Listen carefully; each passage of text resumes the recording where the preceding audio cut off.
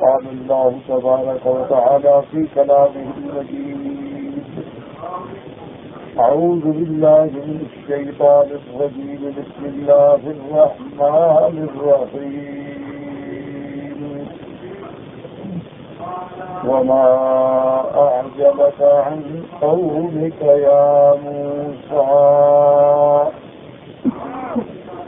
قال هم أولئك على أثري وعجلت إليك رب لترضى. قال فإنا قد فتنا قومك من بعدك وأذلهم الصابرين. فرجع موسى إلى قومه غضبان أسفا قال يا قوم ألم يعدكم ربكم وعدا حسنا أفطال عليكم الأحد أم أردتم أن يهل عليكم غضب من ربكم فأخلفتم موعدي. قالوا ما أخلفنا موعدك بملكنا ولكننا حملنا أوزارا من زينة القوم فقذفناها فكذلك ألقى السامري. فأخرج لهم عجلا جسدا له خوار فقالوا هذا إلهكم وإله موسى فنسي. أفلا يرون ألا يرجع إليهم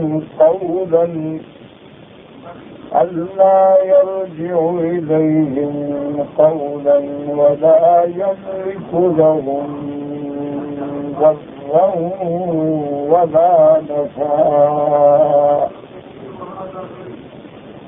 اللہ تبارک و تعالی نے کلام مقدس میں ارشاد فرمایا ہے قصہ سیدنا موسیٰ علیہ السلام، جیسا الحمدللہ آپ پڑھ چکے ہیں یا سن چکے ہیں کہ اللہ تبارک و تعالی نے موسیٰ علیہ السلام کو کامران و کامیاب فرمایا. فرعون نے جو مقابلہ کیا تو وہ جادوگر جو تھے وہ سمجھ گئے، ان کو حاصل ہوا علم اور وہ سب کے سب مسلمان ہو گئے. فرعون نے انہیں بہت ڈرایا دھمکایا، لیکن وہ اللہ کی رحمت سے ایمان سے ثابت قدم رہے. پھر اللہ تبارک و تعالیٰ نے حکم دیا موسیٰ علیہ السلام کو کہ آپ بنو اسرائیل کو لے کر مصر سے ہجرت فرمائیں، چھوڑ دیں اس ملک کو. موسیٰ علیہ السلام اپنی قوم کو لے کر بنو اسرائیل کو لے کر رات میں مصر سے تشریف لے گئے، اور جب آگے گئے تو دریا تھا بحر کلزم. اور فرعون کو جب پتہ لگا تو اس نے بھی پورے شہروں میں آدمی دوڑائے، کرندے دوڑائے کہ وہ اپنی فوجوں کو تیار کریں اور ہم بنو اسرائیل کے تعاقب میں نکلیں گے.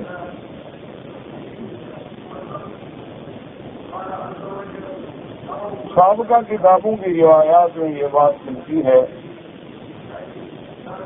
کہ فرعون نے تقریباً 6 لاکھ سے بھی زائد کی لشکر لے کے بنو اسرائیل کا تعاقب کیا. موسیٰ علیہ السلام کی قوم بنو اسرائیل کو جب معلوم ہوا کہ فرعون ہمارے تعاقب میں ہے، بہت بڑا لاؤ لشکر لا کر اور ہمارے آگے بحر کلزم ہے، تو گھبرا گئے اور موسیٰ علیہ السلام سے آ کے عرض کیا قال اصحاب موسیٰ انا لمدرکون کہ ہم پکڑے گئے. سیدنا موسیٰ علیہ السلام نے اللہ تبارک و تعالیٰ کی نصرت و معیت سے ایمان و ایقان کے ساتھ فرمایا ان معی ربی سیہدین، میرا رب میرے ساتھ ہے، ہمارے لیے راستہ پیدا فرما دے. اللہ تبارک و تعالیٰ نے موسیٰ علیہ السلام کو حکم دیا کہ آپ اس دریا پر اس کے پانی پہ اپنا عصا ماریں تو آپ کے لیے ہم خشک کا راستہ پیدا کر دیں گے، آپ خوف نہ کریں. نہ فرعون کا فوج آپ کو پکڑ سکتی ہے اور نہ دریا آپ کو نقصان پہنچا سکتے ہیں. اللہ کا صاف برکن ولا تخشا، نہ تو فرعون کے پکڑ کا کوئی خوف کریں اور نہ دریا میں ڈوبنے کا خوف کریں.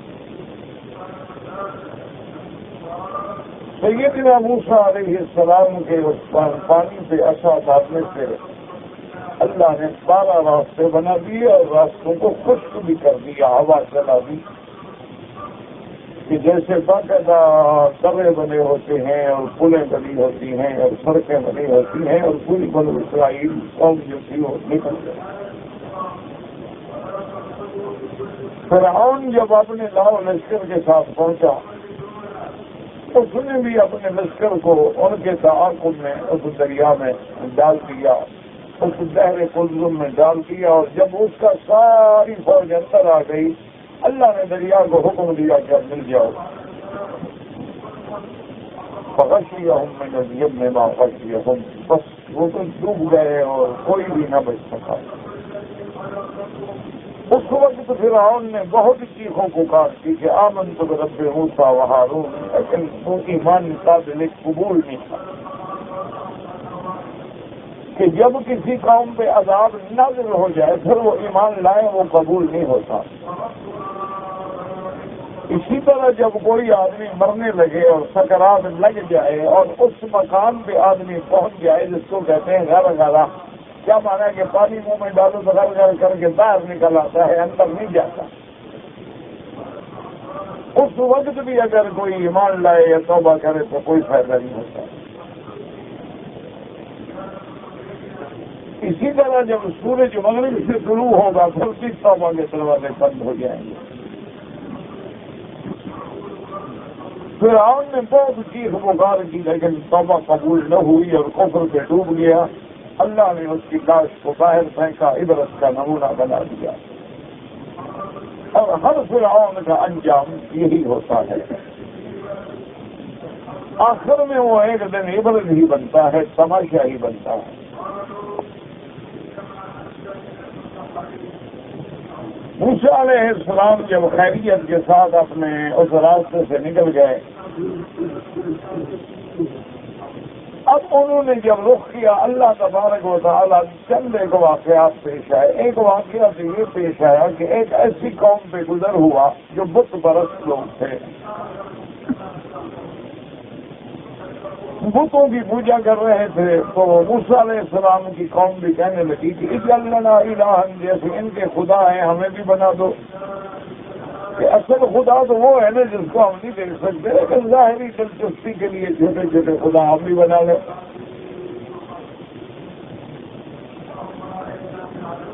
حضرت موسیٰ علیہ السلام جلال میں آئے، فرمایا انکم قوم تجہلون، تم بڑی جاہل قوم ہو. اتنے معجزات دیکھنے کے بعد بھی جھوٹے خداؤں کی عبادت سے تیار کھڑی ہو. ان ہؤلاء متبر، یہ تو ہلاک ہونے والے لوگ ہیں، یہ خود بھی ہلاک ہوں گے، ان کے جھوٹے خدا بھی ہلاک ہوں گے. اور قیامت میں ان کی ان عبادات کا اور ان کے اعمال کا کوئی ڈھیلے کے برابر بھی فائدہ نہیں ہے. اسی طرح پھر ایک واقعہ پیش آیا کہ اللہ نے حکم دیا کہ بیت المقدس میں داخل ہوں تو قوم بنو اسرائیل نے انکار کر دیا. جس پر اللہ تبارک و تعالیٰ کی طرف سے ان پہ عذاب آیا کہ یتیہون فی الارض 40 سنۃ یتیہون فی الارض، کہ 40 سال تک تو کسی صحرائے سینا میں تم پھرتے رہو گے اور تمہیں کسی مصر کا کوئی راستہ نہیں ملے گا. لیکن اس کے ساتھ اللہ تبارک و تعالیٰ نے جہاں اطاعت فرمایا وہاں انعام بھی فرما دیا.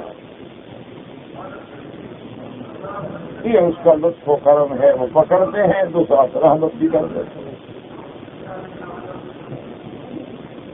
موسیٰ علیہ السلام پہ اس دور میں بھی بڑے انعامات ہوئے. ایک انعام تو یہ ہوا کہ بھی صحرا ہے, صحرا سینا ہے, اور کوئی سایہ نہیں, درخت نہیں, تو اللہ نے فرمایا کیا ہے, اللہ نے حکم دیا بادلوں کو کہ بادل سایہ کر. وَظَلَّلْنَا عَلَيْكُمُ الْغَمَامَ. اور دوسرا اللہ نے یہ انعام فرمایا کہ ان کے لیے آسمانوں سے جنتوں سے کھانے آئے. وَأَنزَلْنَا عَلَيْكُمُ الْمَنَّ وَالسَّلْوَىٰ. من کہتے ہیں تو رنجبین کو, ایک میٹھی چیز جیسے حلوے کی کوئی چیز تھی, اور سلوا کہتے ہیں پرندوں کے گوشت کو. بعد میں فرمایا کہ بٹیر کا گوشت کا اللہ عالم. یہ انعامات بھی ہوتے رہے. اور ساتھ اللہ نے حکم فرمایا کہ اپنی قوم کو میرے انعامات یاد دلائیں, اور ان کو بتائیں کہ سرکشی نہ کرو, اپنی خواہشوں کے پیچھے نہ چلو, اللہ کا حکم مانو.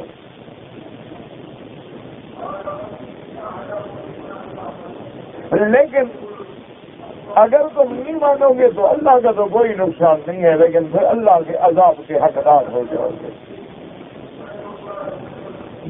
اور جن قوموں پہ اللہ کا عذاب اترتا ہے پھر وہ قومیں ہلاک و برباد ہو جاتی ہیں, پھر وہ بچ نہیں سکتی.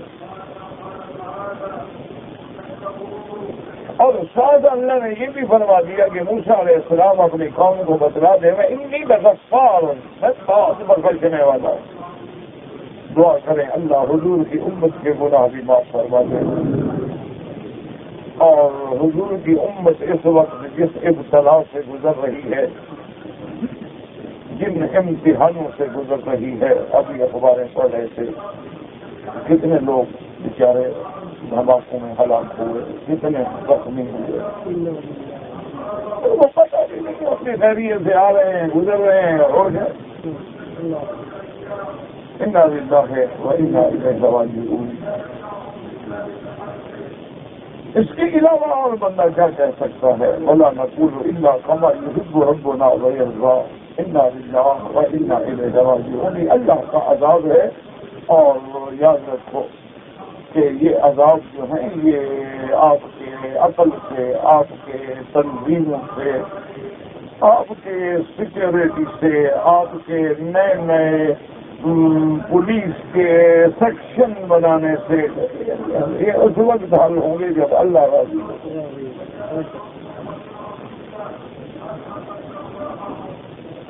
آپ لاکھ انتظامات کر لیں, عقل عیار ہے, 100 بھیس بنا لیتی ہے. آپ لاکھ قانون بنائیں, قانون توڑنے والے بھی عقل رکھتے. آپ لاکھ پہرے لگائیں, مجرم پہرا توڑنے کا بھی عقل رکھتے. یعنی آپ اندازہ کریں نا, جو تصور کر سکتے ہیں ان لوگوں کے غم کا کہ جو ایک جلسہ سن کے آ رہے ہوں اڑ جائے. والدین کے بعد بیٹے کے بجائے لاش پہنچے, بھائی کے بجائے لاش پہنچے, بیوی کے پاس شوہر کے بجائے لاش ہے, تو کیا بیتتی ہوگی, کیا گزرتی ہوگی. اس کا ایک ہی علاج ہے, یاد رکھو کہ ما نزل بلاء الا بذنب. اللہ کی طرف سے کوئی امتحان, کوئی مصیبت ہم سے نہیں آتی مگر ہمارے گناہوں کی وجہ سے. اللہ اپنے بندوں کو کیوں عذاب دے؟ دیکھیں نا, آپ ایک چھوٹی سی چیز ہے, اب ایک اینک بناتے ہیں تو آپ خود تو نہیں توڑے دے رہے.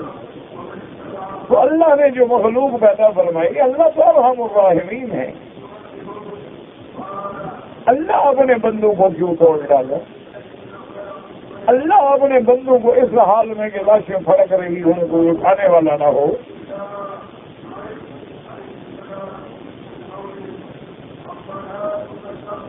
تو لازمی بات ہے کہ جب بھی کوئی ایسی بلا آتی ہے تو اس کا سبب ہمارا گناہ ہوتے ہیں. ما نزل بلاء الا بذنب. اور حضور نے فرمایا وما رفعت, اور یہ عذاب نہیں چلے گا الا بتوبۃ, اللہ کی طرف رجوع کرو، گناہوں سے معافی مانگو، اپنے حالات کو بدلنے کی کوشش کرو۔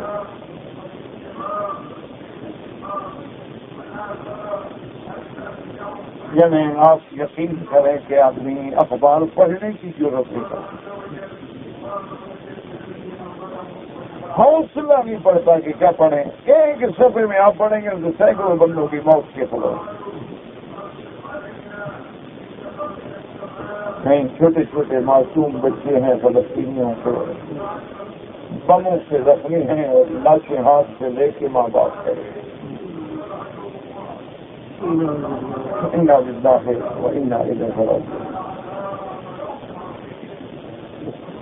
دعا کریں اللہ حضور کی امت سے رحم کرے، دل سے دعا کرو، کچھ بھی نہیں کر سکتے ہو، دعا تو کر دیں کہ اللہ ہمارے گناہوں کو معاف کر دے۔ اللہم لا تہلکنا بذنوبنا، اللہ ہمارے گناہوں کی وجہ سے ہمیں ہلاک نہ کر۔ اللہم لا تعذبنا بذنوبنا، اللہ ہمارے گناہوں کی وجہ سے ہم پہ عذاب نہ دے۔ اللہم انا خلق من خلقک، ہم تیری مخلوق ہیں، بندے ہیں، جیسے بھی بندے ہوں، بندے تو تیرے ہیں۔ ولا تمنعنا بذنوبنا فضلک، اور جو لوگ مارے گئے دعا کریں اللہ ان کے پسماندگان کو صبر دے۔ اللہ للہ، بھائی شیعہ ہو سنی ہو انسان ہے نا،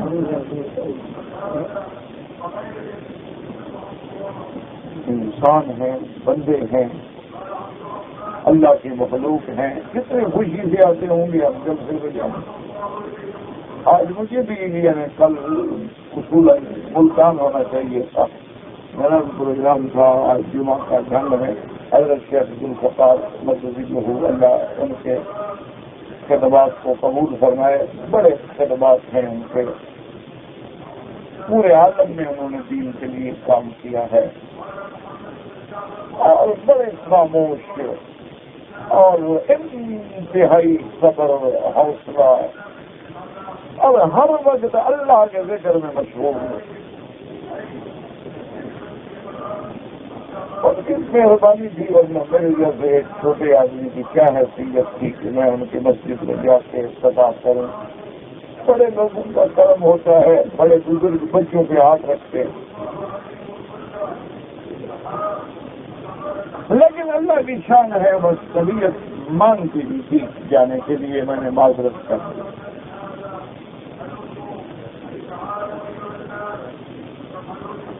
تو آپ تمام حضرات جو ہے نا کچھ بھی نہ کیے گا نا، آگے رحمت کا مہینہ آ رہا ہے، اللہ سے دعائیں تو مانگو کہ اللہ حضور کی امت پہ رحم فرما۔ کچھ نہ کر سکو نا، رات کو 2 رکعت پڑھ کے رو کے دعا کہ اللہ عالم اسلام پہ رحم فرما، امن فرما، استحکام فرما۔ تو بہرحال اب جناب یہ ہے کہ موسیٰ علیہ السلام کو بھی اللہ نے حکم دیا کہ اپنی امت کو، اپنے بنو اسرائیل کو یاد دلائے کہ میں تو بڑا بخشنے والا ہوں، لیکن میں کن کو بخشتا ہوں؟ انی لغفار لمن تاب، جو توبہ کرتے ہیں۔ توبہ کا کیا معنی؟ یعنی میری طرف لوٹ آتے ہیں گناہ چھوڑ کے، نافرمانیاں چھوڑ کے لوٹ آتے ہیں میرے طرف، اور بچے ایمان رکھتے ہیں، اعمال صالحہ کرتے ہیں، ثم اہتدوا، اسی میں جم جاتے ہیں موت تک، ان کو معاف کرنے والا۔ اور آج کے سبق میں جو ہم نے آیات مبارک اللہ کے قرآن کی تلاوت کی ہے، ان آیات میں اللہ تبارک و تعالیٰ نے ارشاد فرمایا کہ اللہ نے حکم دیا موسیٰ علیہ السلام کو کہ آپ کوہ طور پہ آئیں اور ساتھ اپنی قوم کے بڑا اہم لوگ جو ہیں ان کو بھی لائیں۔ حضرت سیدنا موسیٰ علیہ السلام بھی چلے کوہ طور پہ اللہ کے حکم سے، اپنی قوم کے لوگوں کو بھی ہدایت کی کہ تم بھی آ جاؤ طور پہ، اور یہ بھی ہدایت کی کہ باقی جو لوگ ہیں وہ ہارون علیہ السلام کی اطاعت کریں، اتباع کریں اور ان کے حکم پہ چلیں۔ موسیٰ علیہ السلام قوم سے جلدی جلدی اپنے وعدے کے مقام پہ پہنچے، کیونکہ ایک تو حکم خداوندی تھا اور دوسرا پیغمبر چاہتے تھے کہ اس کے ادا میں دیر نہ ہو، تاخیر نہ ہو۔ جب آئے تو اللہ تبارک و تعالی نے حکم دیا کہ موسیٰ علیہ السلام آپ نے کیوں جلدی کی؟ تو اس سے علماء نے فرمایا کہ ایک ہمیں سبق ملتا ہے کہ جو قائد ہوتا ہے، جو لیڈر ہوتا ہے، اور جو نبی ہے تو نبی ہے، دنیا کے لیڈر نہیں، تو اس کی ذمہ داری ہوتی ہے کہ جن کو لے کے چلنا ہے ان کے بلکہ پیچھے چلو، کوئی رہ نہ جائے۔ یہ نہیں کہ ان سے آگے چلے جاؤ، وہ آ جائیں گے۔ اس لیے اللہ تبارک و تعالیٰ کی طرف سے ناراضگی کا اظہار ہوا کہ موسیٰ علیہ السلام آپ قوم کو بھی چھوڑ کے جلدی آ گئے۔ اسی لیے اللہ نے لوط علیہ السلام کو حکم دیا تھا کہ آپ رات کو نکلیں، مومنین کو لے کے چلیں، وقت میں ادبارہم، آپ ان کے پیچھے رہیں۔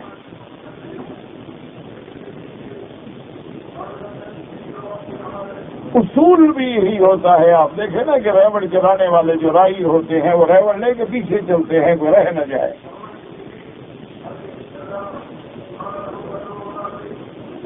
اور جب موسیٰ علیہ السلام ادھر گئے تو قوم ایک بہت بڑے امتحان میں مبتلا ہو، اور وہ امتحان کیا تھا کہ بنو اسرائیل نے جب مصر سے ہجرت کی تو لوگوں کے آپس میں تعلقات تو ہوتے ہیں نا، تو قبط والوں سے انہوں نے زیور وغیرہ مانگے کہ بھائی ہماری بھی عید ہے، خوشی ہے، ہمیں کچھ زیورات جو ہے عاریتاً دے دیں، ہم استعمال کر کے واپس کر دیں گے۔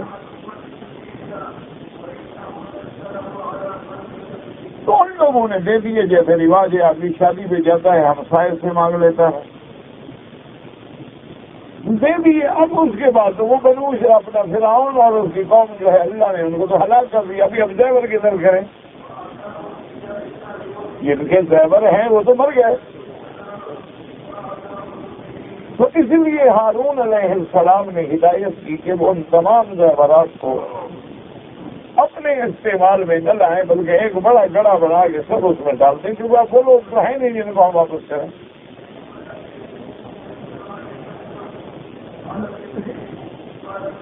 لیکن یاد رکھیں کہ یہاں ایک مسئلہ ہے کہ بھائی امانت تو واپس کی جاتی ہے، لیکن مسلمان اگر ایک دوسرے کے پاس امانت رکھے اس کا ادا کرنا ضروری ہے۔ اگر کوئی کافر ہے لیکن اس کا ہمارے ساتھ معاہدہ ہے، اس کی بھی امانت ہم لازم واپس کریں گے۔ اگر کوئی کافر ہے ہمارے ملک میں آیا ہے، ڈیوٹی کر رہا ہے، ملازم ہے، اس کی حفاظت بھی کریں گے، اس کے مال کو امانت سمجھیں گے اور واپس کریں گے۔ لیکن ایک کافر جو ہے وہ حربی کافر کہلاتا ہے، جو مسلمانوں سے جنگ لڑ رہا ہے۔ تو فرعون تو حربی کافر ہے، وہ تو باقاعدہ ان کو پکڑنے کے لیے آئے، تو اللہ نے بچا لیا نا۔ تو جب وہ حربی کافر تھا تو پھر ان کے زیور واپس کرنے کا کیا مطلب؟ حربی کافر کی تو پھر ہر چیز جائز ہے۔ تو ان کو قرآن پاک نے اوزار کیوں کہا، بوجھ کیوں کہا، اور حضرت ہارون نے کیوں حکم دیا کہ وہ زیور جو ہیں بھائی سارے اکٹھے کرو اور واپس کرو؟ واپس نہیں کر سکتے ہیں، چلو کرے میں ڈالو۔ تو اس کے دو جواب دیے گئے ہیں۔ ایک جواب یہ ہے کہ حربی کافر کا بھی اگر کوئی مال ہمیں ملے تو وہ مال غنیمت ہوگا۔ بات کو سمجھ، یعنی کافر ہے، مسلمان سے لڑ رہا ہے، اس کا جو مال ہے وہ کیا ہوگا؟ مال غنیمت۔ اور مال غنیمت جو ہے وہ امیر المومنین کے پاس جمع ہوگا، اس کے بعد امیر المومنین تقسیم فرمائیں گے۔ تو مال غنیمت کا بھی یہ حکم نہیں ہے کہ جو چاہے لے لے۔ تو اس لیے اللہ کے پیغمبر نے حکم دیا، اور اس شریعت میں مسئلہ ہی یہ ہوتا تھا کہ خیرات ہے یا مال غنیمت ہے تو کسی پہاڑ کی چوٹی پہ رکھ دو، اگر آج اس کو جلا ڈالے تو منع ہے، اللہ نے قبول کر لیا، اور اگر آگ نہ آئے تو منع ہے کہ تمہارا مال حلال نہیں اور صدقہ حلال نہیں، لہذا قبول نہیں۔ تو اس لیے حضرت ہارون نے حکم دیا کہ جائے فرعون کافر تھا، حربی تھا، لیکن اس کا مال ہمیں یہ نہیں ہے کہ جو چاہے لے لے، اس کو جمع کرو اور رکھ دو، اللہ چاہے اللہ جانے اور اس کی آگ جانے لے جائے۔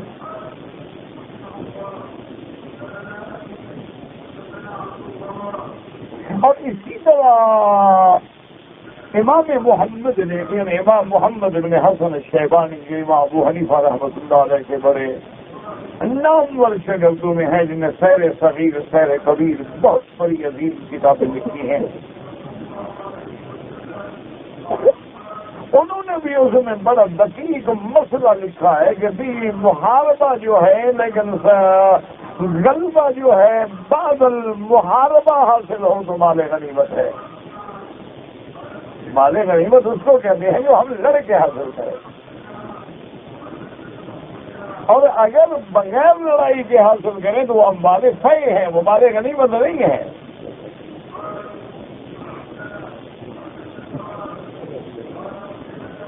جن کو اللہ نے فہم دی ہوتی ہے نا، ایک دفعہ سیدنا علی رضی اللہ تعالیٰ عنہ کی خدمت میں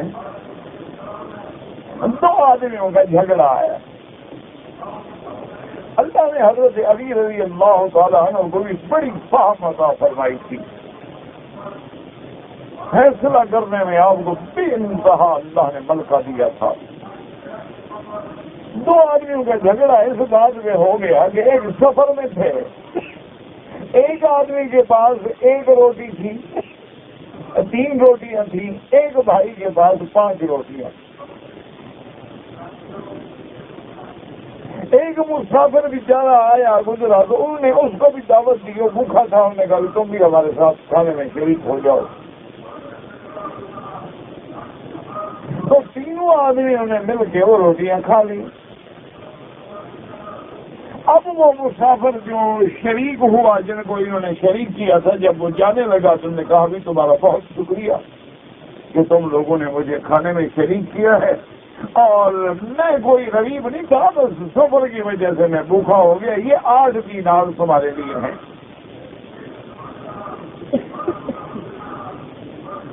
8 دینار لے کے وہ چلا گیا۔ اب دونوں میں مسئلہ پیدا ہوا کہ 8 دینار کیسے تقسیم کریں،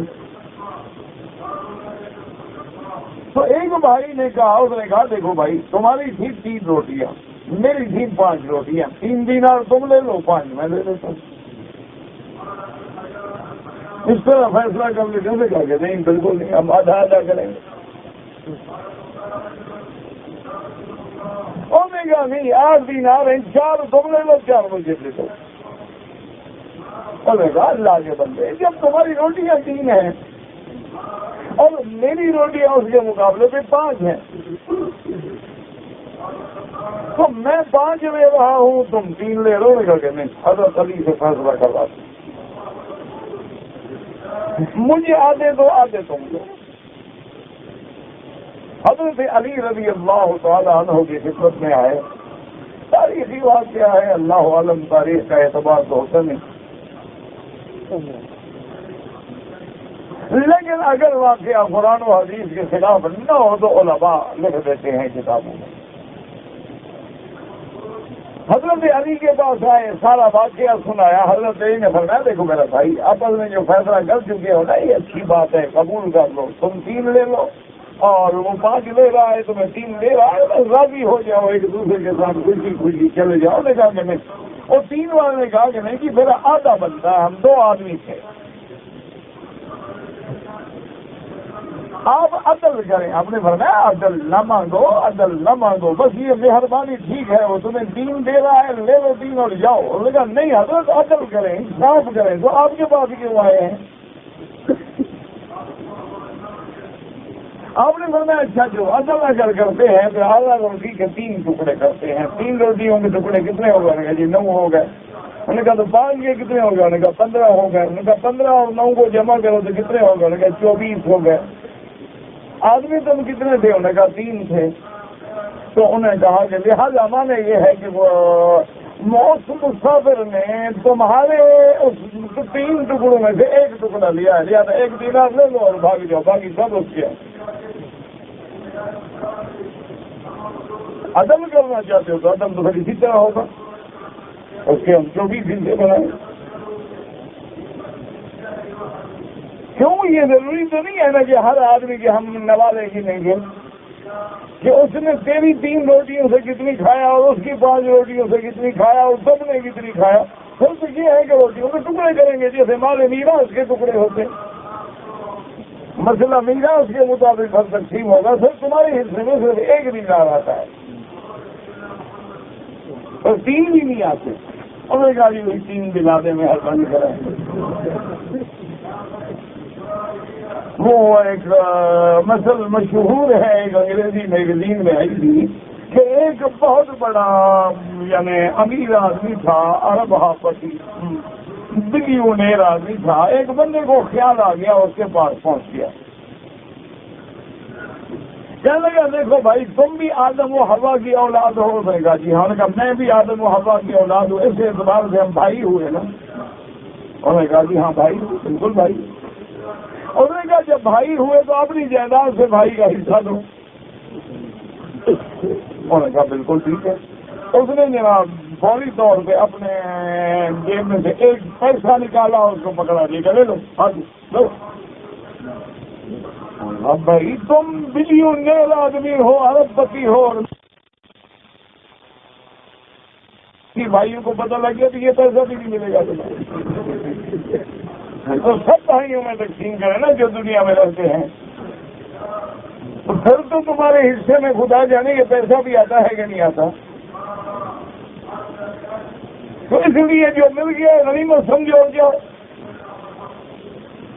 تو اس لیے ہمیشہ یاد رکھیں کہ انہوں نے بہت بڑی پیاری بحث کی ہے اہل علم، اگر دیکھنا چاہیں ان کی کتاب میں.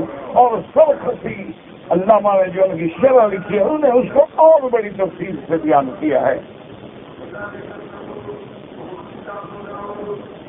تو بہرحال یہ ہوا جی کہ جب وہ خیبر گڑھے میں ڈالے گئے، آگ جلائی گئی، تو اب 2 روایات ہیں. ایک روایات یہ کہتی ہے کہ ایک شخص تھا جو سامری کہلاتا تھا، اور سامری اس لیے کہلاتا تھا کہ وہ قبیلہ سامرا سے تعلق رکھتا تھا.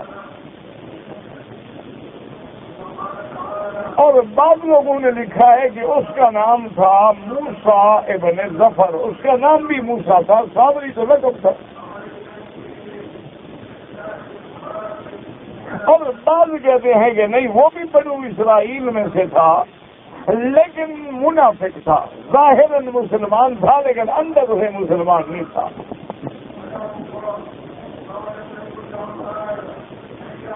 اور اس کے بارے میں بھی یہ آتا ہے کہ جب وہ پیدا ہوا تو یہ وہی سال تھا جس میں فرعون بچوں کو قتل کر دیتا تھا. تو اس کی ماں نے یہ کیا کہ اپنے بچے کو چھپانے کے لیے پہاڑ کی غار میں جا کے چھوڑائی، اور وہی کچھ انتظام کر دیا کہ چھپ چھپا کے میں بچے کا خبر گیری کروں گی ورنہ تو قتل کر دیا جائے گا. تو کبھی کبھار وہ بھی چاہتی تھی لیکن اللہ نے حکم دیا جبرائیل کو کہ اس کی حفاظت کرو. تو حضرت جبرائیل علیہ السلام تشریف لاتے اور کبھی اس کو شہد چٹوا دیتے، کبھی دودھ پلا دیتے. تو وہ بڑھتے بڑھتے جوان ہو گیا. اسی لیے علماء نے لکھا ہے کہ جس کے مقدر میں اللہ نے بدبختی لکھی ہو کہ ایک وہ موسیٰ ہے جو فرعون کے گھر میں تربیت پائی، وہ رسول بن گیا، اور ایک وہ موسیٰ ہے جس کو تربیت جبریل نے دی، وہ کافر ہو گیا. یہ اللہ کے معاملہ، اللہ کے ہاتھ میں. تو بہرحال جب وہ بڑا ہو گیا، سمجھدار ہو گیا، عقل آ گئی، تو اس نے دیکھا کہ جبریل علیہ السلام جہاں قدم رکھتے ہیں وہ تو انسان کی شکل میں آتے تھے، جہاں قدم رکھتے ہیں تو وہ زمین سبز ہو جاتی ہے، فوراً تر و تازہ ہو جاتی ہے.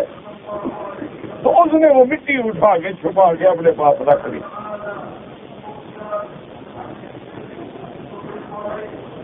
اس لیے بعد مفسرین نے لکھا ہے کہ اس نے ان زیورات کو پگھال کے، چونکہ وہ یہ کام جانتا تھا، اس نے گائے کی شکل میں ایک بچڑا بنایا.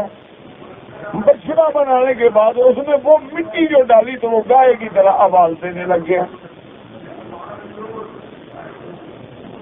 اور زندہ ہو گیا. اور بعض لوگ کہتے ہیں کہ جب وہ آگ میں ڈالے گئے زیور، ہارون علیہ السلام بھی موجود تھے، تو وہ ہاتھ میں چھپا کے آیا اور کہنے لگا ہارون علیہ السلام سے کہ حضرت حکم ہو تو میں بھی ڈال دوں. تو ہارون علیہ السلام نے سمجھا کہ وہ بھی تو زیور ہے،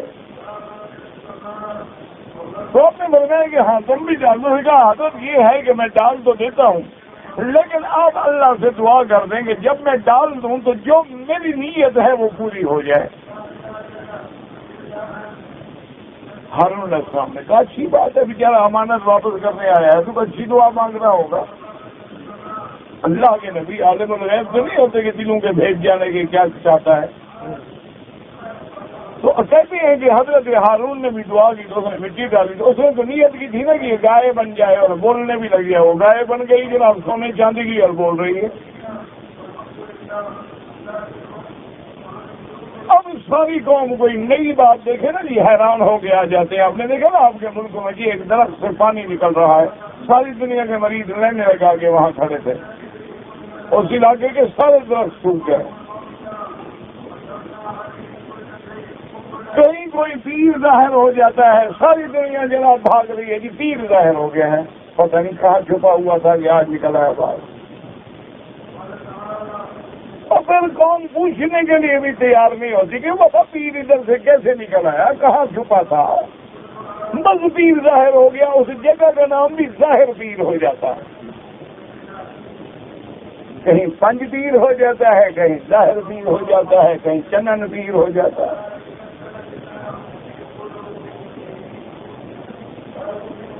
تو بہرحال جب قوم نے دیکھا تو انہوں نے پوچھا سامری سے کہ یہ کیا ہے؟ انہوں نے کہا خدا ہے. اور کیا ہے؟ انہوں نے کہا یہ خدا ہے. تمہارا بھی موسیٰ علیہ السلام کا بھی، موسیٰ علیہ السلام بھول گئے ہیں وہاں جو گئے ہوئے ہیں خدا کو ڈھونڈنے کے لیے، خدا بھی نہ رہ گیا. تو اب قوم نے جناب اس کو بھی خدا سمجھ کے عبادتیں شروع کر دی. موسیٰ علیہ السلام کوہ طور میں بیٹھے ہوئے ہیں اور وہاں اللہ نے ان کو خبر دی جو آج کی آیات مبارک ہم نے تلاوت کی ہے. وَمَا أَعْجَلَكَ عَنْ قَوْمِكَ يَا مُوسَىٰ. اللہ نے فرمایا کس وجہ سے جلدی کی تم نے اپنی قوم کو چھوڑ کے آئے ہو. قَالَ هُمْ أُولَٰئِ عَلَىٰ أَثَرِي وَأَجِلْتُ إِلَيْكَ رَبِّ لِتَرْضَىٰ. موسیٰ علیہ السلام نے کہا میرا اللہ میری قوم کے بندے بھی میرے پیچھے پیچھے میرے نقش قدم پہ بالکل قریب آ رہے ہیں، اور میں نے جلدی کی تاکہ تعمیل حکم میں جلدی پہنچوں تاکہ تیری اور زیادہ رضا ہو جائے. قال فإنا قد فتنا قومك من بعدك وأضلهم الصابرين. اللہ نے فرمایا موسیٰ علیہ السلام تمہیں تو پتہ نہیں کہ قوم پہ کیا گزری، ہم نے ان کو ایک فتنے میں آزمائش میں ڈال دیا ہے. یاد رکھو لفظ فتنہ فساد کے معنی میں بھی آتا ہے، فتنہ جو ہے وہ قتل کے معنی میں بھی آتا ہے، اور فتنہ جو ہے وہ امتحان و اختبار کے معنی میں بھی آتا ہے. اسی لیے حضرت حذیفہ نے جب فرمایا کہ میں فتنے کو محبت کرتا ہوں اور میں بے وضو صلاۃ بھی پڑھتا ہوں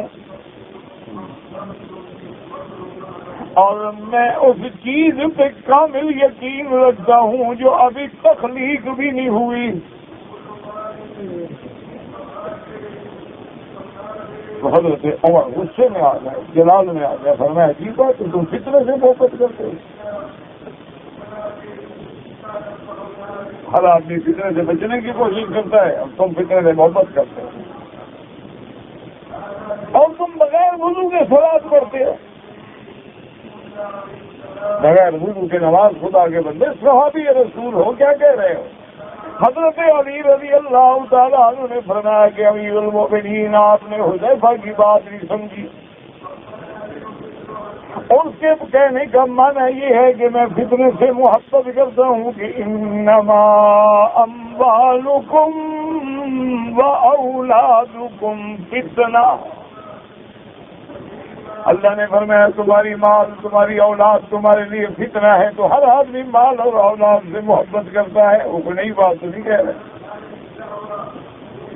اور انہوں نے فرمایا کہ میں بغیر وضو کے صلاۃ پڑھتا ہوں، اللہ کا حکم ہے کہ یا ایھا الذین آمنوا صلوا علیہ وسلموا تسلیما، تو نماز سے مراد یہ نماز نہیں بلکہ درود ہے جو محمد مصطفیٰ پہ پڑھا جاتا ہے، اس میں وضو کا کوئی حکم نہیں۔ اور باقی حضرت حذیفہ نے فرمایا کہ وہ چیز جو تخلیق بھی نہیں ہوئی، مخلوق بھی نہیں، پیدا نہیں کی گئی، میرا ایمان ہے۔ حضرت عمر فرمایا عجیب بات ہے، جو چیز پیدا بھی نہیں، ایمان کیا مطلب؟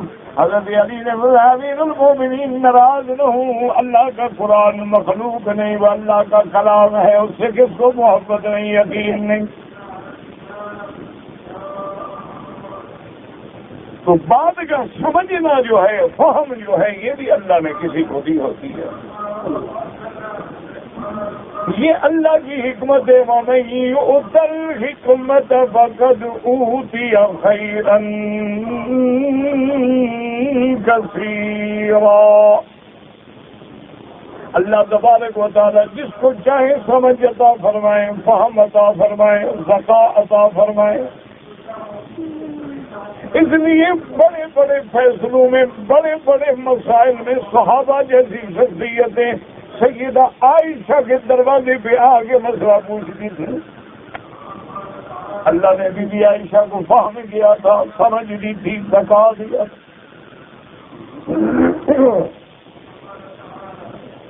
اس لیے اللہ فرماتے ہیں کہ موسیٰ علیہ السلام، ہم نے تو آپ کی قوم کو امتحانوں میں ڈال دیا ہے اور ان کو سامری نے گمراہ کر دیا ہے، وہ تم ادھر آ گئے، وہ بچڑا پوجا کر رہے ہیں۔ قومیں ہوتی عجیب ہیں، اللہ معاف کرے، کوئی نرالی چیز دیکھ لیں نا جی، بس فوراً سجدے میں گر جاتی۔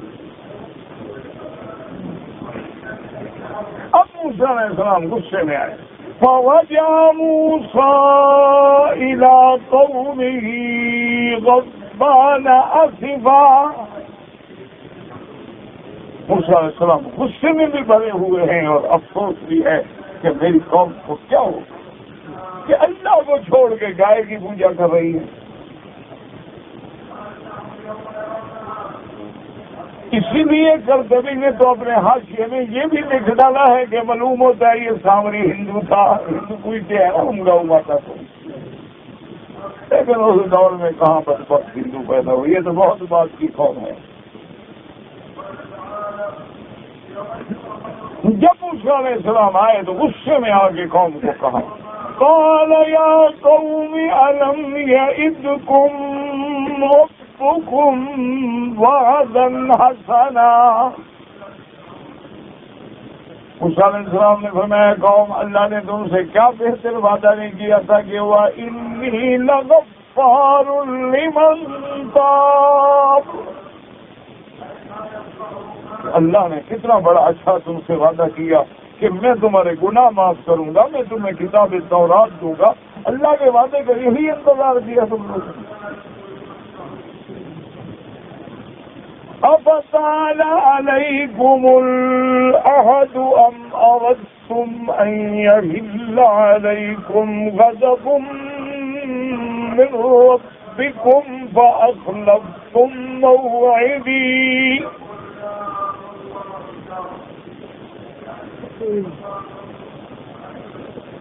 حضرت موسیٰ علیہ السلام نے فرمایا کہ خدا کے بندو کیا کوئی بڑی لمبی مدت گزر گئی تھی کہ تم بھول گئے اور بھٹک گئے اور گمراہ ہو گئے؟ یہ تو ابھی 2 دن کی بات ہے، میں ادھر گیا اور تم نے یہاں خدا نیا بنا لیا۔ یا کیا چاہتے ہو تم کہ تم پہ اللہ کا غضب آ جائے؟ اس لیے تم نے میرے وعدے کا بھی انتظار نہیں کیا، میرے احکام کی بھی مخالفت کی۔ قالوا ما أخلفنا موعدك بملكنا ولكنهم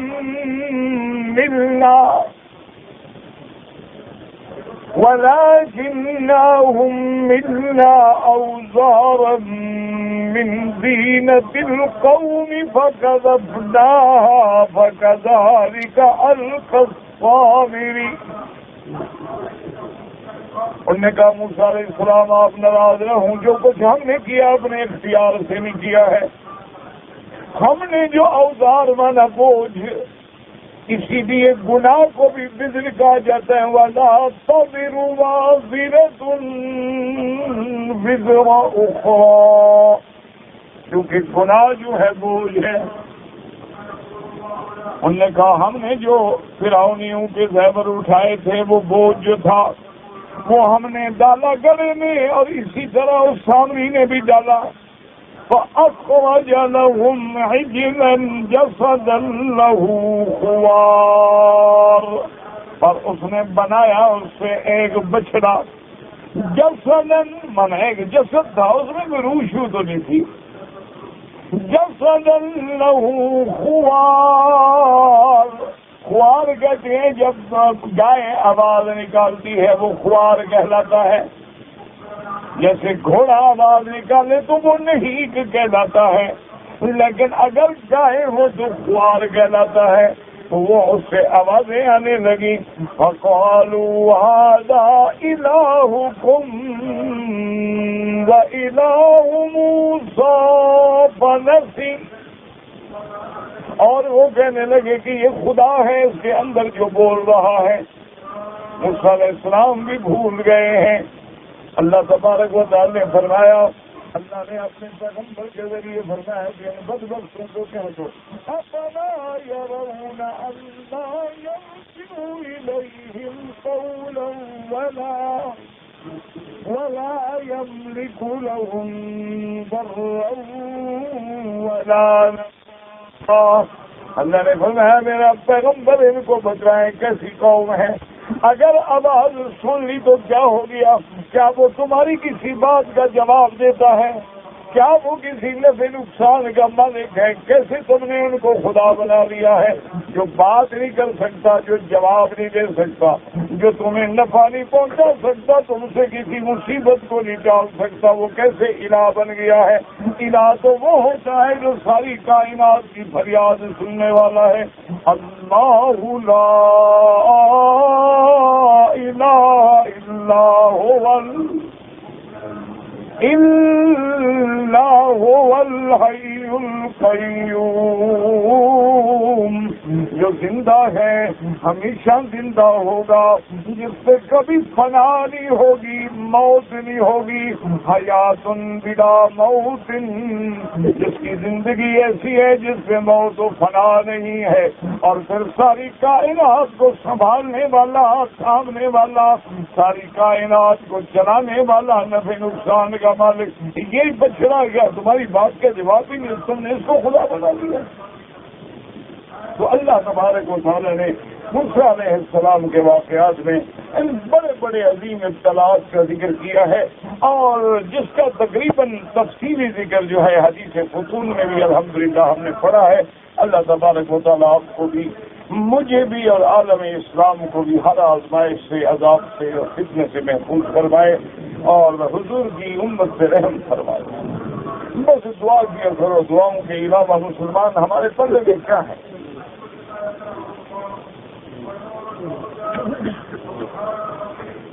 کہتے جی کہ اگر گردن کا وسع جو ہے، ہاں جی بالکل، آپ صلاۃ پیغمبر کتاب لے لیں، اس میں احادیث لکھی ہوئی آپ کو انشاءاللہ مل جائے گی۔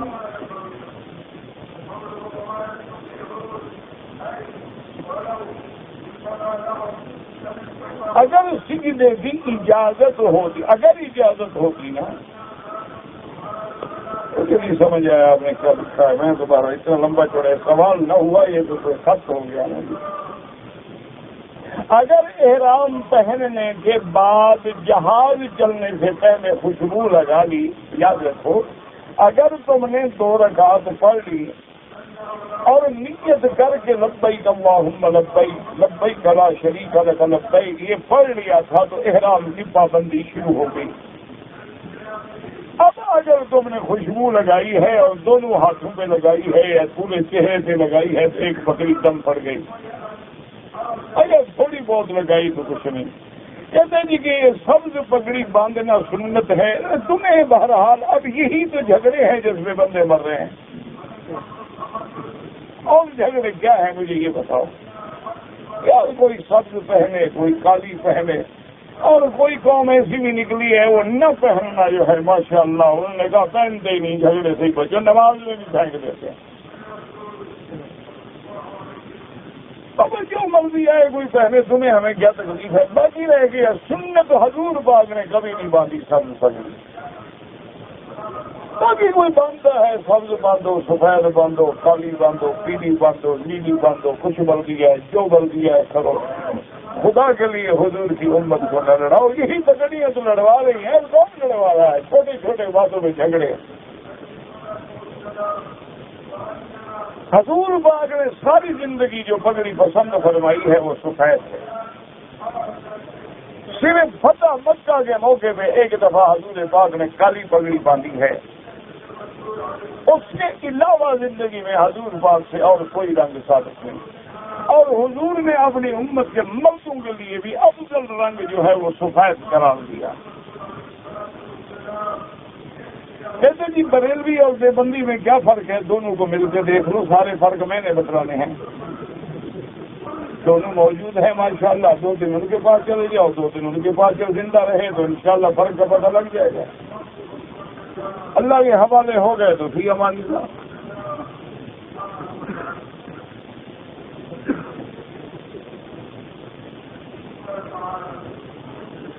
میں عمرہ کرنے آیا ہوں، میری اماں نے عمرہ نہیں کیا، لوگ کہتے ہیں کہ پہلے اماں کو عمرہ کرو، جس کے مقدر میں تھا وہ آ گیا، جس کے نہیں ہے وہ نہیں آیا، کوئی بات نہیں ہے، ضروری تو نہیں کہ پہلے اماں کرے، یہ تو وہی جھگڑا ہے کہ انڈا پہلے کہ مرغی پہلے۔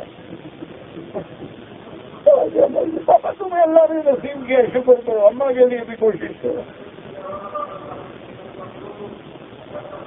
کہتے جی کہ جب نماز میں اذان میں حضور کا نام آتا ہے تو لوگ انگوٹھے چومتے ہیں، میرا بھائی شرعاً تو یہ بدعت ہے، نہ یہ اللہ کا حکم ہے، اللہ کا حکم ہے صلو علیہ وسلم تسلیما، حضور کا حکم ہے کہ میرا نام سنو تو درود پڑھو، اور یہی صحابہ کا عمل ہے۔ یہ انگوٹھے پتہ نہیں ہے کہاں سے ڈھونڈ کے لے آئے ہیں، اللہ عالم، خالص بدعت ہے۔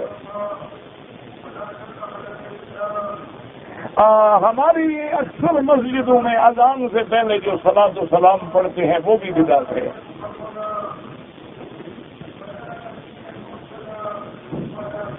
اگر ہم پاکستان میں اشراق کی نماز پڑھیں، بالکل اگر کسی بھی ملک میں ہیں، آپ فجر کی نماز پڑھ کے مسجد میں بیٹھ جائیں، قرآن پڑھیں، تلاوت کریں یا خاموش بیٹھے رہیں، جب سورج نکلنے کے بعد قید رمحن ایک نیزے کے برابر اوپر آ جائے، یعنی طلوع ہونے کے 15-20 منٹ بعد، اور صبح کے اگر 2 رکعت پڑھی جائے تو عمرے کا ثواب ملتا ہے، جہاں ہوں جس مسجد میں ہوں۔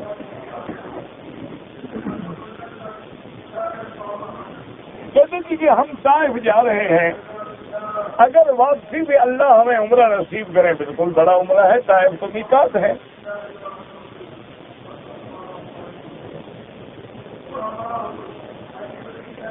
کہتے ہیں کہ جو لوگ قرضہ لیا واپس نہیں کرتے، اب میں ان کو بخش دوں، بالکل اچھی بات ہے، اچھا ہے، ان کی بھی جہنم سے بچ جائیں گے اور تمہیں بھی اللہ عزت دے گا۔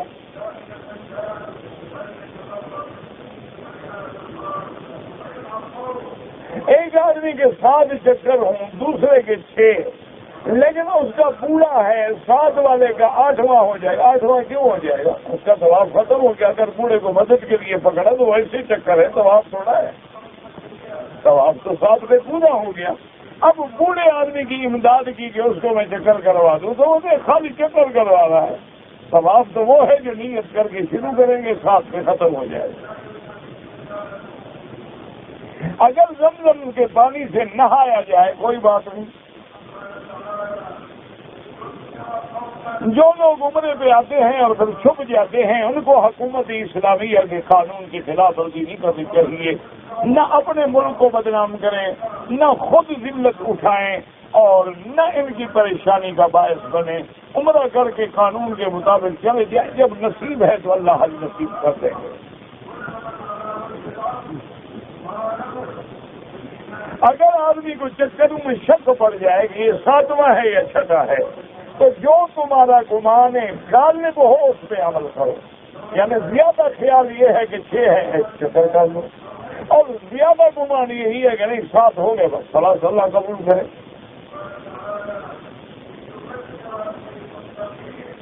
اگر کوئی آدمی طواف کرے ایک چکر یا آدھے پہ چھوڑ دے اس کو پھر دوبارہ طواف کرنا ہوگا.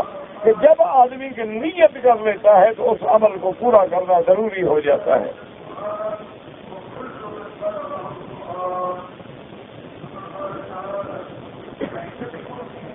عمرے کے طواف میں پہلے 3 چکر میں نے اپنا کندھا جو ہے پتہ نہیں نکالا یا کیا جو بھی ہے کچھ نہیں ہوا. انگلیوں پر تھی, ہاتھی نکلی تھی, پاؤں کی تلیاں تھی, کچھ سب ٹھیک ہے. اب نہ ہڈیاں گنو نہ پاؤں کی تلیاں گنو, جو ہو گیا اللہ قبول کرے. اگر عورت پردے میں سیدھا کرے بالکل کرے کوئی حاضی ورنہ کپڑا ہٹا لے نماز میں چہرے سے. اگر اذان کے بعد طواف شروع کیا لیکن اس کے بعد نماز کھڑی ہو گئی, جہاں چھوڑا ہے وہیں سے شروع کرو.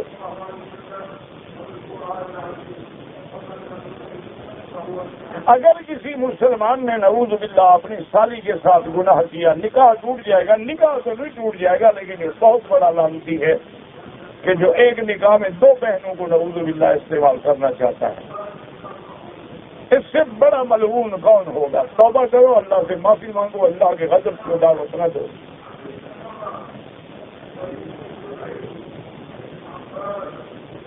اگر کہتے جی نکاح خانے کھڑے ہو کر خطبہ پڑھا, دلہا دلہن سے کوئی حرج نہیں. جمعہ کا خطبہ کھڑے ہو جاتا ہے تو نکاح کا بھی کھڑے ہو جائے گا. پڑے ہونے کی ضرورت نہیں ہے, کوئی مسئلہ نہیں. مولوی کے تو کھڑے ہونے پہ بھی نظر ہے, بیٹھنے پہ بھی ہے. خود داڑھی منڈوا کے انہوں نے ہر گناہ کا لائسنس لے لیا ہے. جو مرضی آئے کریں, ان کو پوچھنے والا کوئی نہیں. مولوی کو پکڑو, کھڑا کیوں بیٹھا کیوں. انا للہ و انا الیہ راجعون. مور حلال ہے, کراہت ہے.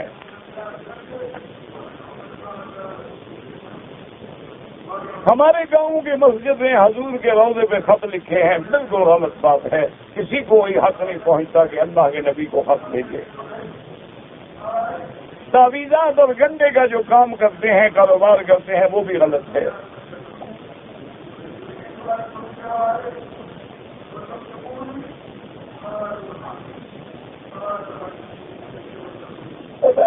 رقم دینی ہے, اس کے حالات ٹھیک نہیں ہیں تو کہتے ہیں معاف کر دو. کر سکتے ہو, کر دو, اچھی بات ہے. ایک مسئلہ پوچھنے کی کیا ضرورت ہے. مجھے کمپنی نے چھوٹی گاڑی دی ہوئی ہے ڈپٹی کے لیے. میں جمعہ کی نماز پڑھنے کے لیے اپنے ساتھیوں کو لے کر اسی گاڑی پہ آتا ہوں. بالکل جائز نہیں.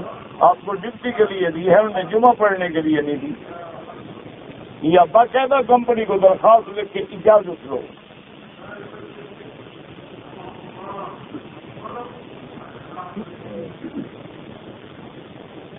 لا الہ الا اللہ کا نہیں تو جائز ہے, الا اللہ کا نہیں. جو الا اللہ باہر ہے اس سے لا الہ الگ ہے, وہ الگ ہے. اللہ کا بس دعا مانگو, اللہ ہدایت دے بس. مدرس مدرسے میں محتمم صاحب سے تدریس کے بارے میں بات کرتا ہے تو تنخواہ معلوم کرنا چاہیے. کوئی حرج نہیں, مدرس تنخواہ لے سکتا ہے. اگر ایک آدمی مکے میں رہتا ہے اور وہ عید کی نماز جو ہے مدینے میں پڑھتا ہے اور عید کے بعد وہاں سے عمرہ بھی کرے گا، تو اب حج کرے تو بظاہر تو حج تمتع ہے، لیکن امام ابو حنیفہ رحمۃ اللہ علیہ اس کے حج تمتع کے قائل نہیں، وہ کہتے ہیں اس کو اشہر حج میں عمرہ نہیں کرنا چاہیے تھا۔ حضرت یوسف علیہ السلام کی شادی ہوئی تھی زلیخا سے، مجھے تو کارڈ نہیں بھیجا انہوں نے، نہ میں کیا تھا، جو مولوی شریک ہوا اس سے پتہ کر لو، تو تمہیں ان کی شادی کا کیا فکر ہے؟ پہلے مجھے بتاؤ کہ ہوئی تھی یا نہیں ہوئی، تمہیں کیا تکلیف ہے؟ جب اللہ نے قرآن میں نہیں بیان کی تو ہم کہاں سے بیان کریں؟ سارا واقعہ یوسف علیہ السلام کا ہے لیکن شادی کا ذکر نہیں ہے۔ بعض اسرائیلی روایات ہے کہ شادی ہوئی، اللہ نے بی بی زلیخا کو دوبارہ جوان کر دیا، منع ہوا، یہ سب قصے ہیں، کہانیاں ہیں، نہ قرآن میں ہے نہ صحیح حدیث میں۔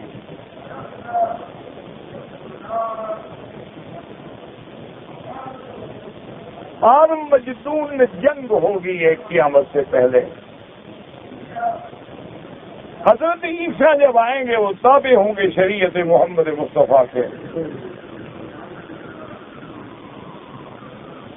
کہتے جی کہ ہمارے علاقے کے بعض لوگ جو ہیں رمضان کے آخری 10 دن جو ہے مسجد میں گزارتے ہیں، یہی تو سنت ہے کہ اعتکاف بیٹھے مسجد میں۔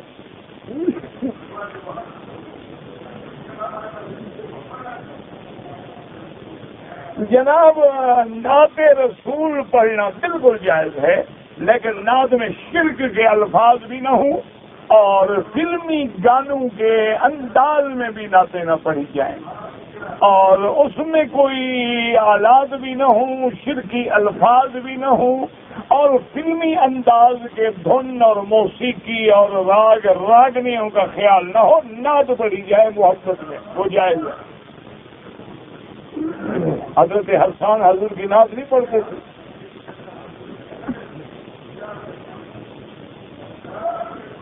اگر ایک آدمی شوگر کا مریض ہے اور دن میں اس کو 3-4 دفعہ دوائی کھانی پڑتی ہے تو روزہ نہیں ہو سکتا۔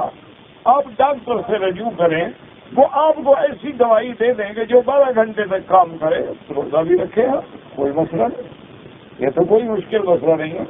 بہت سارے روزے والے لوگ ہیں جن کو ایک دن میں 1 دفعہ دوائی یا ڈاکٹر، لیکن ڈاکٹر کے مشورے کے بغیر نہ کرنا دوائی، اس کی رائے لیں کہ مجھے کتنی ڈوز لینی چاہیے تاکہ میرا روزہ گزر سکے۔ اور سچی بات یہ ہے کہ مکے مدینے میں تو روزہ اتنا آسان ہے نا جتنا دنیا میں کہیں نہیں۔